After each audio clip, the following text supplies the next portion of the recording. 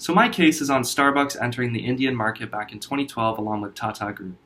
Tata Group and Starbucks went on a joint venture to create Tata Starbucks, and so far this company has incurred losses ever since it has begun, and that's why I'm doing a case study on it.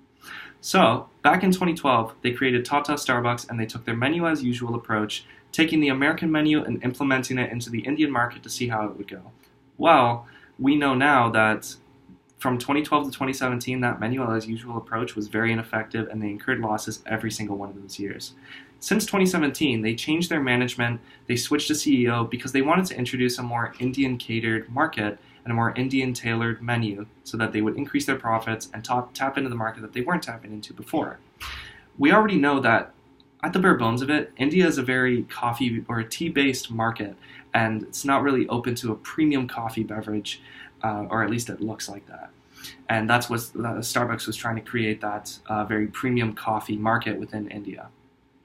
So the current strategy Starbucks was going for is a broad differentiation market. We see it pretty often in other countries around the world. They've done it in every country, and they've been very successful in the way they've implemented it before. But within India, there are some problems with the way they've implemented their broad differentiation strategy. So some of those problems would be a lack of customer retention. So a lot of customers come into the Tata Starbucks stores and they don't like their experience because there's a lot of things that's missing in the Indian culture, at least, as opposed to the American culture. This can be caused by things like a lack of variety in the menu. Prior to 2017, we saw that they only took their menu as usual approach. They took their menu from America. They only had the premium coffee menu, and they didn't really localize their menu and they didn't really cater to the Indian needs. They didn't have too many tea options on their menu. Even post 2017, with the 17 new tea options from the new CEO, we still saw that they were incurring losses. So changing up that menu still wasn't as effective. Another problem would be their lack of seating in their stores.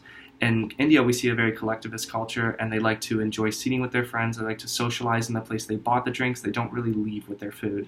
That's opposed to the American individualistic culture that we see. 80% of people take out their foods here, only about 20% seat in. As opposed to India, 80% of people actually seat in and 20% of people take out. And that was a huge problem they were facing. A lot of Indians didn't want to come back to the store because they didn't actually have seating for them and they were forced to take out their food rather than sitting in and socializing with their friends. All of these are problems, but they're not the root problem of this case. The root problem of this case is that Starbucks is going for their premium beverage and their premium menu, but they're also trying to cut costs as much as possible. And while cutting costs is a common practice, and it's a good practice, not in this case, it's very contradictory because you can't have a premium product, cut all the corners, and then still have a premium product at the end of it. And that's their root problem. So there are a couple solutions to this, but before we go into the solutions, we have to look at how we critique the solutions to make sure they're good solutions. So the first would be, is it cost effective? Second, is it time effective? Third, does it solve the root issue? And fourth, are you tapping into markets that you haven't tapped into before? So for the first solution, it would be going as a cost leadership strategy. They want to drop the premium outlook that they've been going for, and they would go towards trying to just create a very low-cost, cheap coffee that the vast majority of the market can afford and enjoy. And so that would be the first strategy. The second strategy would be to go really full into this premium strategy that they've already been going for.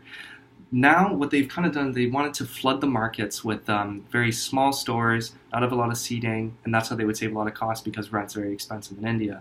What they want to do is they want to open stores, but not as many stores, because they want to have a lot more seating space in those stores, and they want to provide that extra premium experience with that extra premium menu and just be the most premium cafe experience in India, and not have all those problems I was talking about, like low retention rates, a lack of variety in their menus, and not having enough seating in their stores, driving Indian consumers away.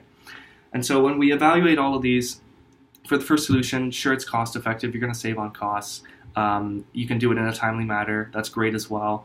It does solve part of your root problem because you're also making more money to support the company, and it would just be great for the company overall to increase profits. And you could do it or it taps into the markets. It taps into that huge market that India has with the low disposable income, taps into the majority of people who can just afford that coffee, socialize with their friends. They don't have to pay for that premium coffee. For the second solution, we see an increase in cost, but it's not by much because they're already going after a premium kind of coffee and they're already incurring a lot of variable costs. You can do it in a timely fashion, which is great. It 100% solves the root issue because you're making a lot more money and you're also tailoring the Starbucks experience that you want to go for in your mission statement anyway. With the first solution, you're kind of deviating from that mission statement because you're not providing the premium experience anymore. And can you tap into those markets you weren't tapping into before? Of course. You can go into the premium tea market, you become the most premium coffee cafe experience in India, and that would just drive up profits massively. If you cater to what the Indian consumers want, you can really provide that premium experience that Starbucks is going after. So for my recommendation, I would definitely go with solution 2. I would go further with the premium experience, provide a much better premium experience, and make it the best premium experience that India has to offer within their cafes.